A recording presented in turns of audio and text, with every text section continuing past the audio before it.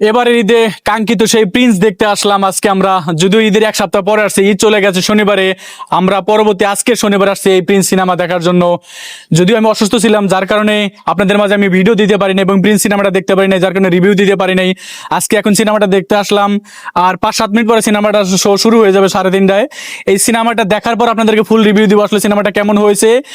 আপনারা হয়তো অনেকে অনলাইনে দেখেছেন বিগত এক সপ্তাহ আগে, বিশেষ করে ঈদের আগে, ঈদের দিন থেকে বিশেষ করে আর কি দেখেছেন আপনারা অনেকেই ব্যাড রিভিউ দিয়েছে।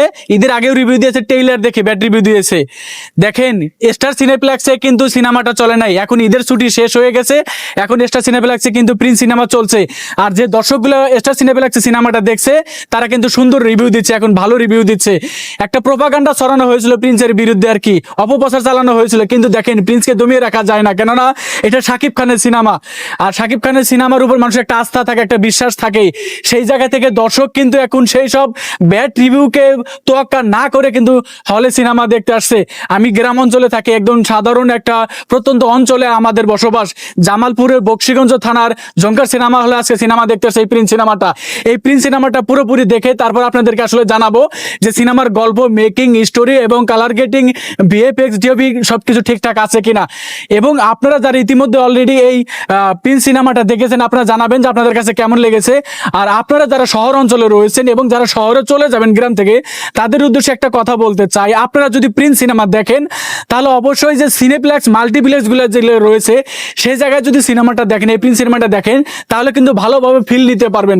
গ্রাম অঞ্চলের এই হলগুলোতে কিন্তু ভালো ব্রাইটনেস থাকে না, ভালো সিট থাকে না, ভালো সাউন্ড সিস্টেম থাকে না, যার কারণে কিন্তু এই সিনেমাটা যে বড় মাপের বড় স্কেলের যে একটা সিনেমা সেই ফিলটা কিন্তু পাওয়া যায় না। তাই আপনাদেরকে বলবো যারা শহরে যাবেন বা শহরে আসেন, আপনারা চাইলে সিনেপ্লেক্স বা মাল্টিপ্লেক্স বা লায়ন সিনেপ্লেক্সের শাখাগুলোতে কিন্তু এই প্রিন্স সিনেমাটা দেখতে পারেন।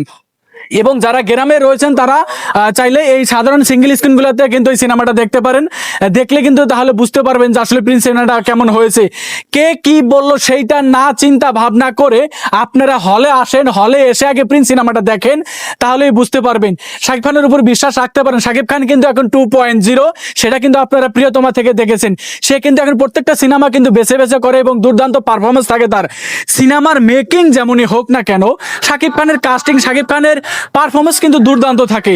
সেই জায়গা থেকে আমরা আশা করতে পারি যে প্রিন্স সিনেমাটা অবশ্যই দুর্দান্ত হবে। এবং আপনারা কিন্তু আজকে শাকিব খানের জন্মদিন উপলক্ষে কিন্তু রকস্টারের ফার্স্ট লুক দেখেছেন, সামনে কিন্তু রকস্টার আসবে। যাই হোক, এখন রকস্টার নিয়ে কথা না বলে আজকে কথা বলতেছি প্রিন্স নিয়ে। প্রিন্স সিনেমাটা পুরোপুরি দেখি, তারপর আপনাদেরকে জানাবো আসলে প্রিন্স সিনেমাটা কেমন হলো।